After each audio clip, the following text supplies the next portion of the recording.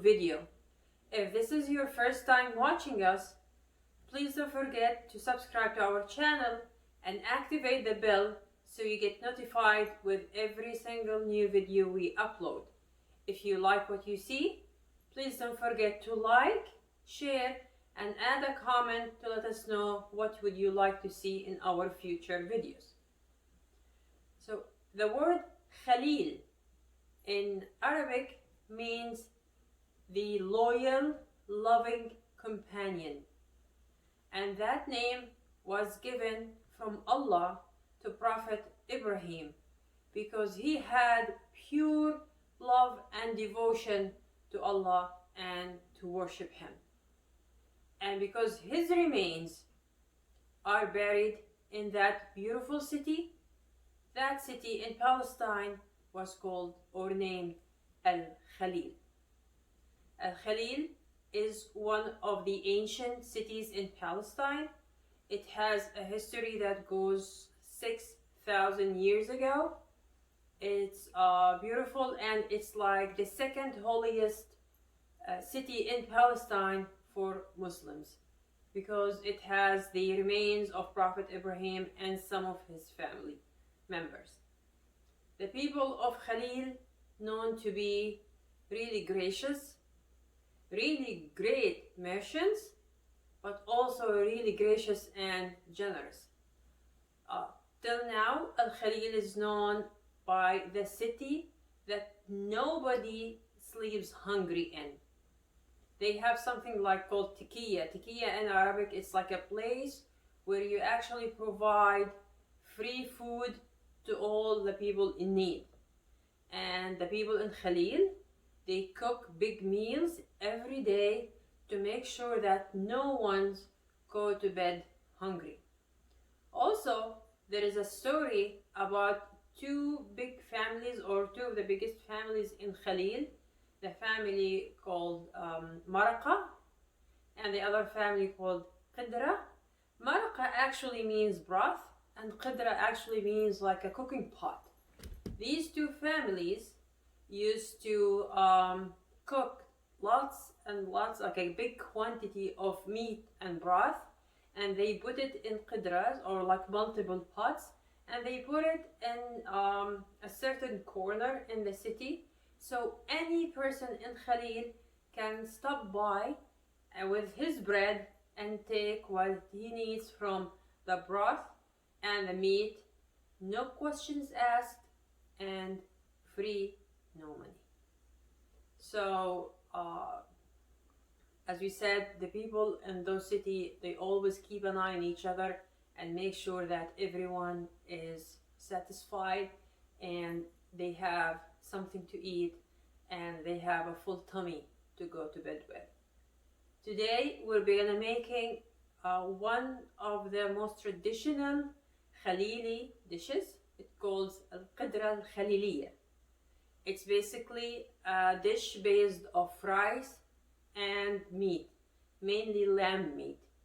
Traditionally in Khalil, the only thing they use in that dish is rice, lamb meat, the broth, and ghee, and the only spice they use along with salt is turmeric, nothing else. Later on, when that dish moved to other cities in Palestine like Gaza and Jerusalem, the people in Jerusalem and Gaza, they decided to add other stuff to that meal, like garlic, chickpeas, and other different spices. What gives great flavor to the traditional Khalil Qidra is the way they cook it, not the spices.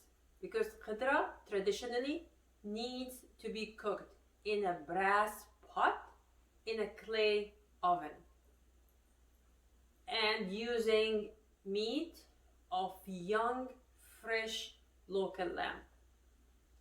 Today, because here in the US, for example, we don't have the clay oven in the house, or the brass pot, or the fresh, young, delicious, tender lamb meat, We're gonna cook it today according to the way that Gaza and the Jerusalem people, because we need to add that flavor that will be missed because we're not using, as we said, the brass pot or the Khalil.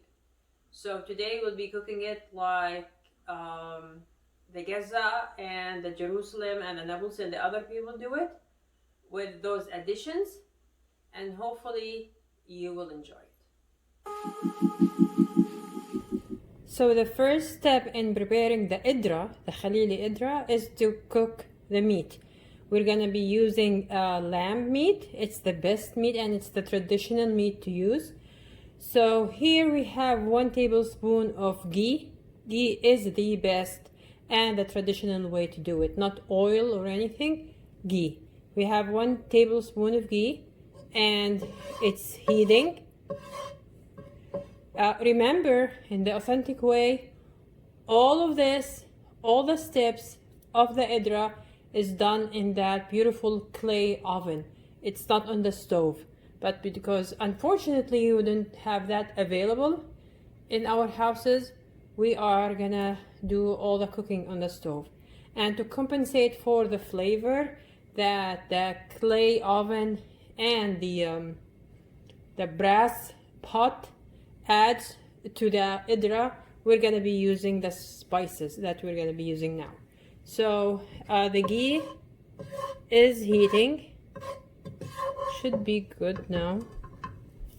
I'm gonna be adding finely chopped onion and garlic. So here I have, you can either use 1 big onion or 2 medium onions chopped really fine, and I have also 2 cloves of garlic that are chopped here too.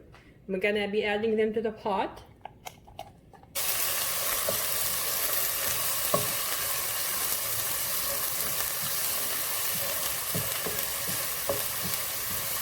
The minute I added the onions, the ghee smell like filled the air. So good. So stir here just to give a little color to the onion.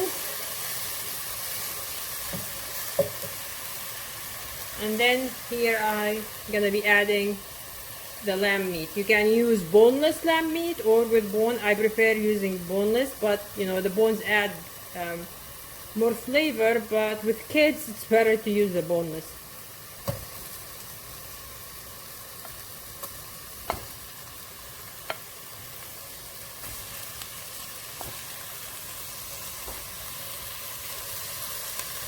Here I have around like 1.5 kilos, a little bit more of meat. I'm just avoiding to have the water or the fluid coming out, and then I'm gonna be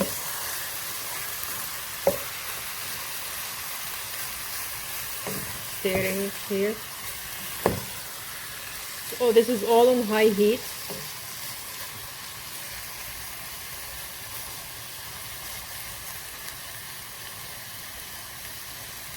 You need to keep moving and like moving the pieces and stirring until they all get that brownish color from all sides.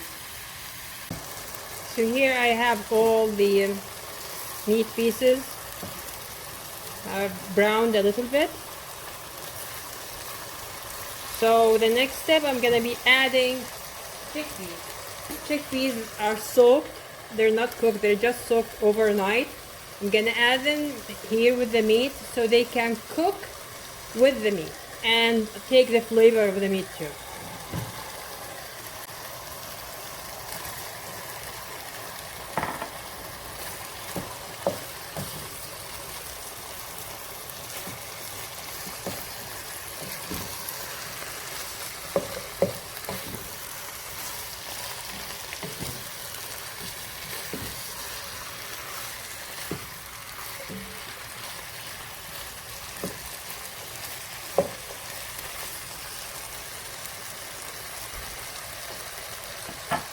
Then I'll be adding, as usual, boiling water.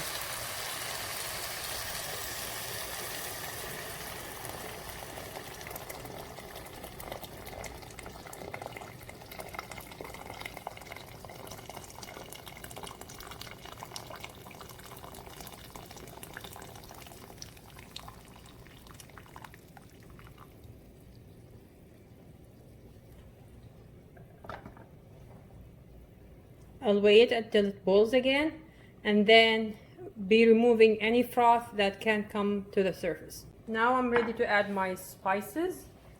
I'm not gonna add any salt, because if you add the salt at the beginning of the cooking process, the meat will take forever to cook, and it will be chewy. So here I'm gonna add cardamom, a good amount of cardamom.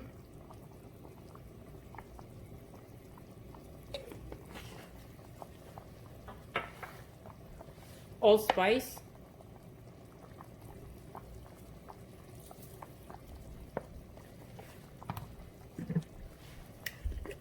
cinnamon,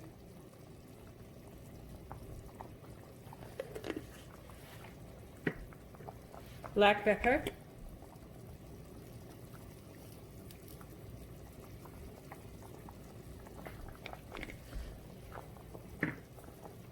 and turmeric.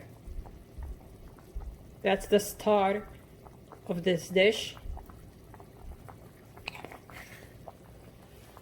And a couple of bay leaves.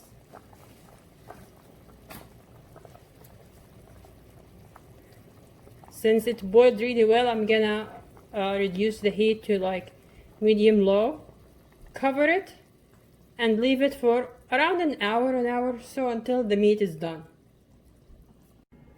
So now after the meat was cooked and ready, I removed the meat and I strained the broth, and I also removed the chickpeas. And now I'm using the same pot again. I didn't wash it. I want to keep all the flavors from cooking the meat, and I added 1 tablespoon of ghee in there. It's hot. If it's not hot, just wait for a minute. So I have the ghee here, and then I'm gonna add the whole garlic cloves. I'm adding around like 12 or 13 of them.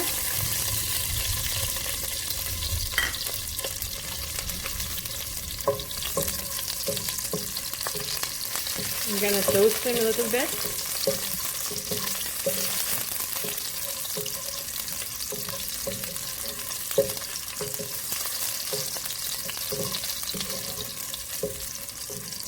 This again will infuse the flavor in the ghee and the broth, but it will not be very like garlicky or overwhelmingly garlic. So that's why I like to toast these a little bit. You can see they're turning nice and golden.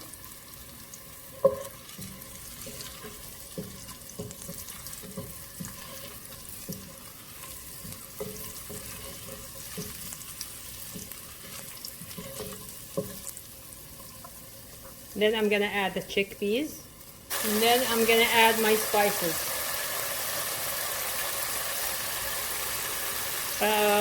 Like around half a teaspoon of cardamom, a half teaspoon of cinnamon,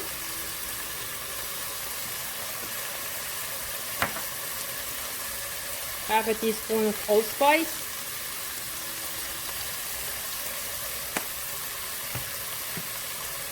half a teaspoon of black pepper,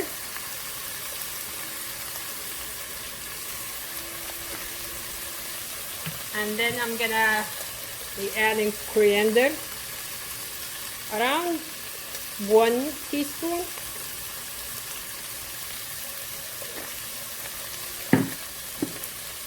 and cumin, also around 1 teaspoon of cumin. So mix all of this.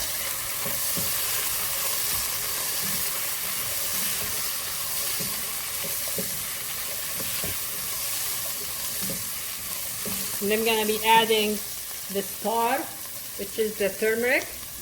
The turmeric in the original version of the Khalil is the only spice used, along with the salt. and maybe some black pepper, a little bit. So, but here we're gonna add a good amount of turmeric, like a heaping 1 teaspoon. We want the rice to come out yellow.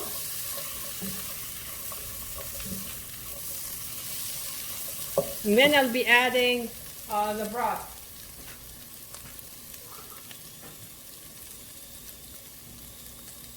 So I'm using 3 cups of basmati rice, and for the 3 cups I need 4.5 cups of the meat broth.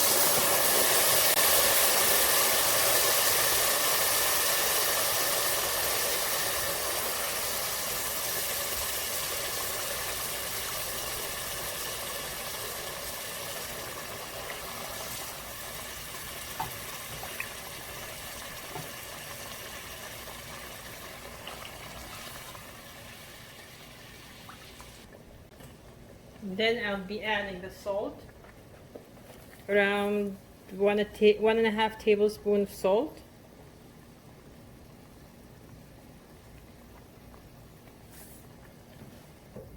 And then add the rice. Again, this is 3 cups of long grain or basmati rice, washed, pre-soaked for at least from like half an hour to an hour in salty hot water.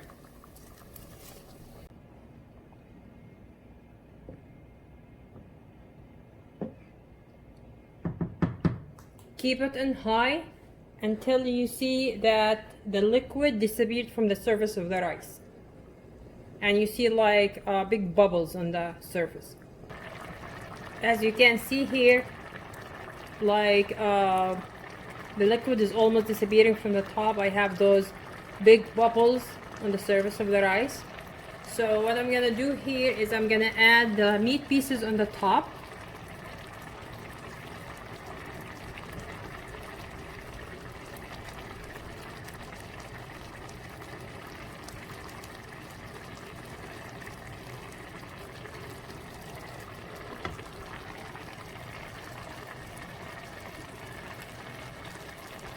And then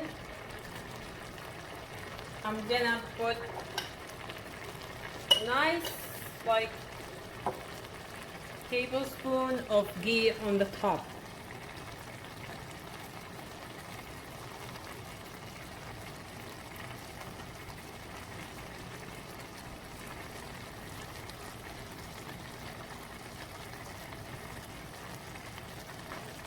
I'm gonna lower the heat to the lowest setting possible. Again, a little bit more ghee on the rice, and then cover this until the rice absorbs all the liquid.